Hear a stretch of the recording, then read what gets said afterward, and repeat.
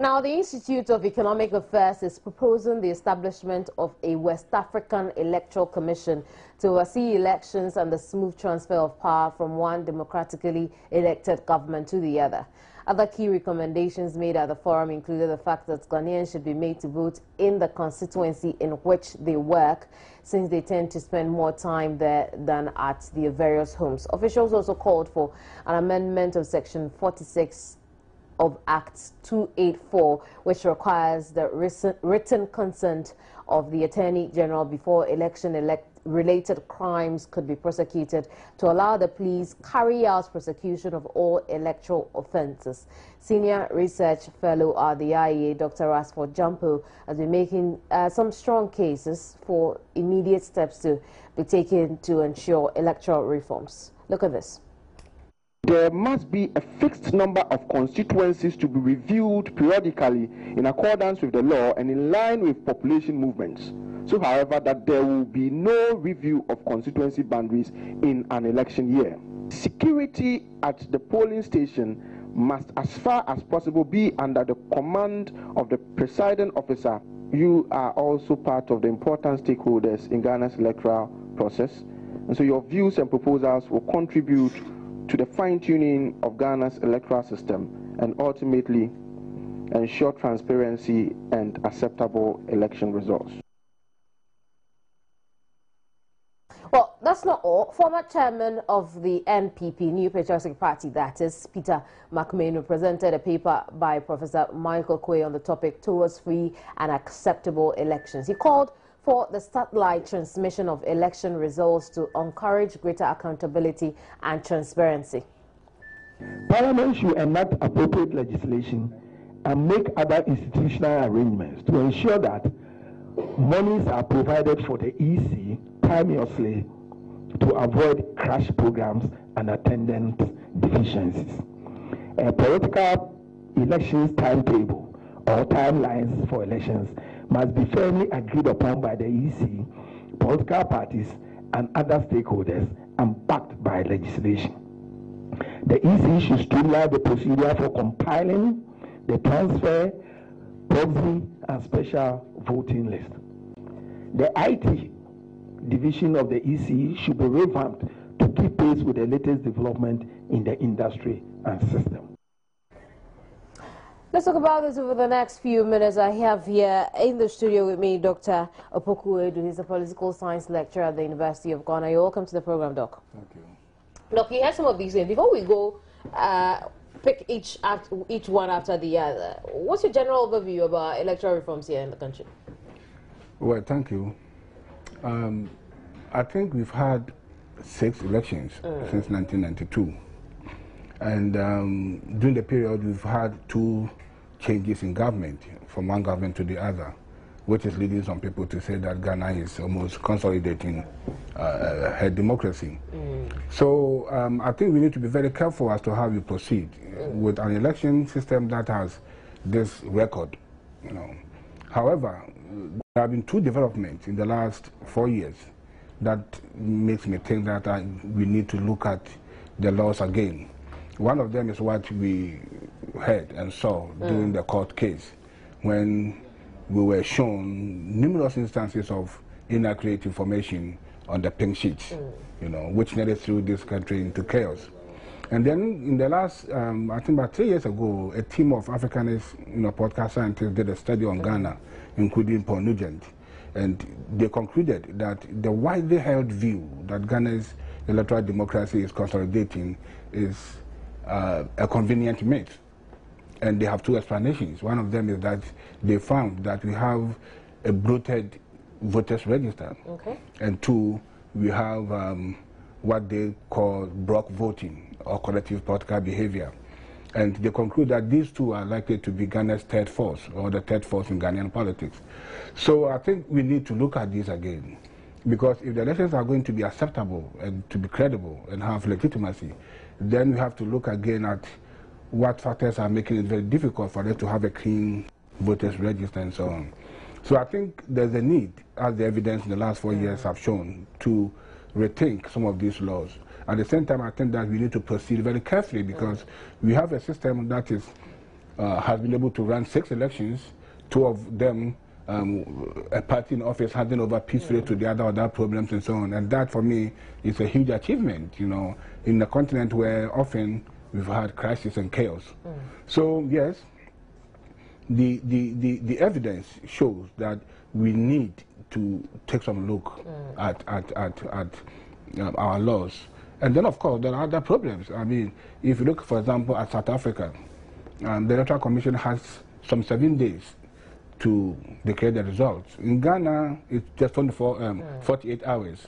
So it doesn't allow for people who have serious concerns to address them. All the Electoral Commission will be telling you that where we are going to announce it, you can go to court. If we could make it 7 days also, then it allows people who have serious concerns to express them and for the Electoral Commission to deal with them before it even goes to court. You know. And then there are other right. So let's get into some of the key recommendations at the IEA Tuesday. Because you've mentioned laws, I want us to start with the amendment of the Section 46 of Act 284. They're asking that instead of waiting for a written consent from the Attorney General on election-related crimes, we should just go ahead and allow the police to prosecute for electoral offences. Your view on this, does it solve any problem for us? Well, I don't think it does, because in the end, both processes will lead, you know, to some court cases or charges before the courts. The police, you know, is overtaxed, as I see it, and people, generally speaking, you know, have more confidence in the courts, in my opinion, than they do have in the police, which they perceive to be corrupt, and so on, even though that may not be the case. So I think we need to allow that, you know, this part of the law to stay, and then. So we should still wait for a written consent. Sure, we should. From the Attorney General before any prosecution is done whatsoever. Sure, that will make it more acceptable and more credible. But considering a lot of Ghanaians have had concern about the fact that it's difficult to lay a challenge or even punish anyone for electoral crimes, wouldn't this solve that problem and put a lot of minds at ease if we amended it? But if it is difficult, you know, to get people punished, that in itself shouldn't be a reason why we should not use the system. That should be a reason why we should do people should do proper investigations and get the right things done. If we are simply going to not go to the courts because it's difficult to get it done there, then we want the cheapest and easiest way, which may not be the right thing to do. So it is not bad for the system to be more difficult to use. We'll talk about the other 3 key recommendations, but I have over the telephone Bernard Mona. Bernard Mona is General Secretary for the People's National Convention. He's joining the conversation. Hello, Bernard. Bernard, you're welcome to the program. I think we have lost him, so we'll just move on from there. From the amendment of those, you've mentioned other issues when it comes to the laws. Let's move away from that and then pick on the first we heard from the soundbite. The Institute of Economic Affairs proposing the establishment of a West African Electoral Commission. How will this help anything at all? Well, if it would, in the first place. Yeah, that's the question. I think the question should be put to Ransford Jampo. I really don't understand why that should be the case, because we have different countries. We are not yet, you know, a single postcard unit, and even when it is difficult for electoral commissions to conduct elections in these countries without problems, why are we now talking of region-wide, you know, elections? Because according to them, it would help in the transition, smooth transfer of power from one elected administration to the other.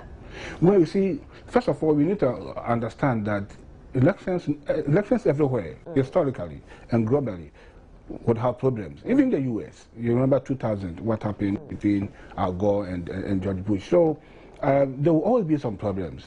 I don't think we've had any serious problems with handing over from one party to the other in this country in the last, since 1992, notwithstanding all the difficulties. So as I did indicate, we need to be very careful. So far, when the NDC lost, they handed over peacefully to the MPP, Absolutely. which also handed over peacefully to the NDC when it lost. I think what we need to do is to make sure that the processes are clear and transparent, and that things are done openly and everybody makes their own contributions. In that case, it will be very, very easy for everybody, including those who even lost, to accept the results. You don't solve such problems by creating continent-wide or regional-wide, bodies. That will not solve the problem. That will not solve the problem. The problem will be solved if the processes are transparent. If the Electoral Commission is able to make sure that we had a very clean voters register. Doc, Bernard is back over the telephone. Let's find out what Bernard thinks about this. Bernard, you're welcome to the program. And just then we lost Bernard again. So we'll go on with our conversation around this West Africa. Would we be the first to have such a commission? I'm not sure. Yeah, I'm not sure. I think in Southern Africa there is such a commission. Well, I'm not sure if there's such a commission that has the responsibility to conduct elections in the various countries. I know in South Africa they have what they call an independent auditor who audits the results before they are passed on to the Electoral Commission, and that's one thing that we might be useful for us to do also. But to have a regional-wide Electoral Commission that would oversee elections in the various countries will be too bureaucratic and it will be too costly, and that is not likely to solve the problem, because the problem is not because elections in Ghana are conducted by Ghanaians. The problem is that often we have a voters register that is bloated, and we have had problems with people who are not qualified to vote and so on. These are not problems that Ghanaians cannot deal with. We can. So, and if we can, then why do we go to ECOWAS or even the AU, for such? So I don't think it's going to be the solution to the problem. Also, recommendations have been given for a no review of the number of constituencies so that people can vote in the constituencies in which they work, because people spend more time at work. Is that a healthy recommendation? Well, I think so. What they are trying to say is that people must necessarily vote where they work. You should be allowed to do that. Yeah, but the laws now do not exclude that possibility. I mean, I work in Accra. I don't come from Accra, and I've been voting in Accra. Because that is where you registered? Yeah, that's where I registered. Okay, so if we want to expand that, you didn't register there, but you should be able to vote there based on some, if we are able to, if indeed we have a biometric system, and I go and my thumbprint is validated, then I should be able to do that. Yeah, you see, it should be possible. It should be doable. But you see, we are trying to do so many things with our system that normally are done well with advanced technology. We don't have that technology yet to be able to do some of the things that we want to do. Then what was the use of the biometric? It should allow us to do a lot of these things. Yeah, it should be the case. But you realize that even when people went there to vote, they were disqualified because of a number of problems. So I think the problem is not that people should be allowed to vote here or there. The problem is, do we have what it takes to make it successful? Doc, just hold your breath. Bernard is back. We don't want to lose him. Bernard, you're welcome to the program. Thank you so much. Bernard, and so we've had these recommendations from the IEA. What do you think about them? I think the line has dropped again. We should fix that problem and then raise Bernard over the telephone. And so, Doc, we're talking about, it's a shame that our conversation is getting interesting and is ending at the same time. And Bernard Mona has still not joined the conversation because of a terrible phone line we are having at the moment. I want to believe it is the network, and I hope Kofi Kapito and his people are observing. But would move away from that, and would remain on the recommendation that's asking for people to be able to, well, you work in constituency A, you should be able to vote in constituency A, which should be an easy thing. I'm wondering why we can't do that. We have a system, biometric, fingerprint. Everybody has a unique fingerprint, yet we can't vote anyway. Yeah, that's what I'm saying, that the problem is whether you have the means or the ability to do that. Because, for example, if I live in Legon and I didn't register in Legon but in Duncan or Feng, then my documents will not be there, my particulars will not be there, my details will not be there at Legon. My other thing is, shouldn't we then up the system to be able to do that, if it would help us? I'll come to you for that. Bernard Mona has joined us again, and hopefully the line won't drop this time. Hello, Bernard. Yes, sir. You're welcome to the program, Bernard. Your thoughts on these recommendations after the IEA yesterday? Well, opinions for us to discuss. I sincerely believe that some of them are useful. I also think that others probably need a better interrogation. So far, it doesn't suggest that Parliament could do a better job than the President has done. And I'm told that if it's not broken, why do you mend? So far, Electoral Commission has proven itself worthy of the trust that the people of Ghana have mandated and imposed on them. The Electoral Commission, despite that set up by the PNDC, NDC, have not indicated at any point that they will do anything to favor the NDC. Indeed, at critical times, they have declared the results according to the dictates of the people of Ghana. And I think that we should give them the institutional independence that we want. In any case, the partisan nature of our Parliament has never done anything useful.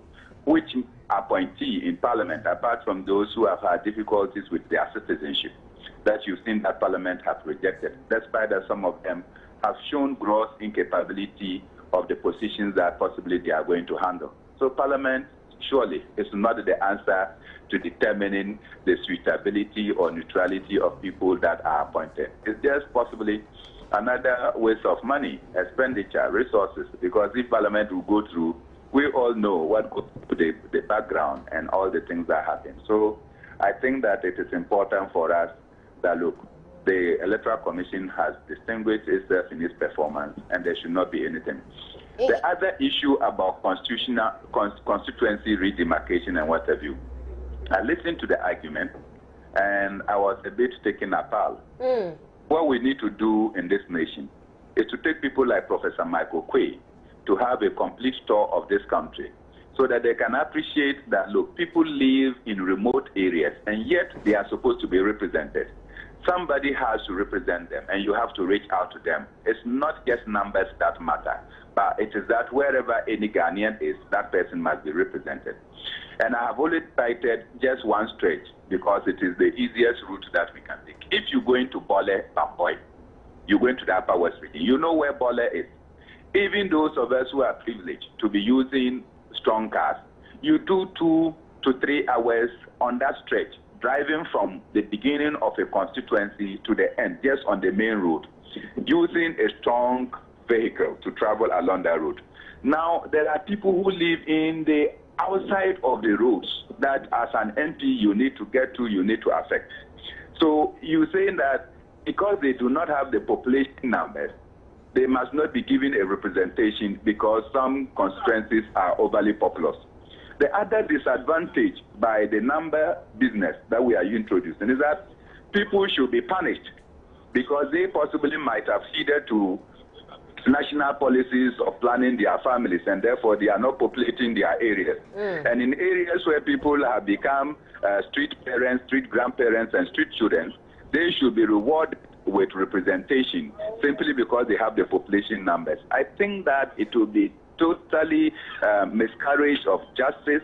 It will be travesty of justice to deny people who are living in the hinterlands representation because they do not have the population numbers to support it. That argument cannot stand. Other factors must go into the determination of constituencies and not just population as the basis for population numbers.